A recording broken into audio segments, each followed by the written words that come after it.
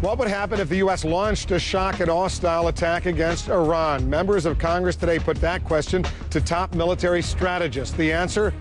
Dire consequences for both sides. Let's turn to CNN senior Pentagon correspondent Jamie McIntyre. Jamie, not a very optimistic scenario. What did they say? Well, right. Well, if you would expect a debate over the pros and cons of attacking Iran to have a mixed reaction, but this panel on Capitol Hill found basically very few pros and a lot of cons. Even with its military stretched to the limit in Iraq, the U.S. retains the ability to launch punishing airstrikes against Iran, targeting both terrorist and nuclear facilities. But what would the air war accomplish? Not much, according to military strategists who testified before a House subcommittee on national security. The more widespread strikes, while devastating, and they would solidify a nation of 70+ million people, a great number of whom are under 35 years of age, a nation that is anything but solidified, and the uniting factor would be nationalism and a visceral hatred for America. We can destroy 3 to 5 years of construction. We know how long it took to build those.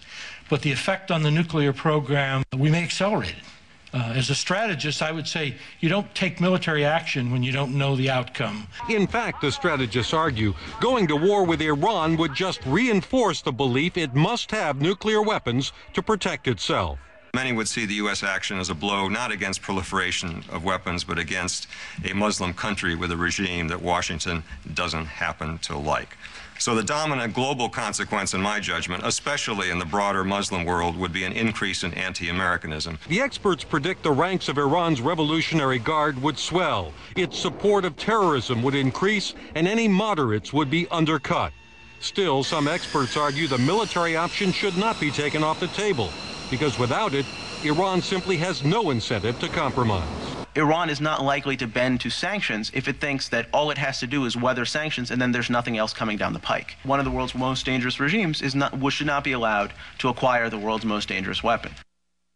But even the lone voice in favor of maintaining the military option as a threat called it deeply flawed and dangerous and says it has to be weighed very carefully about the situation of living with Iran as a nuclear power. Wolf?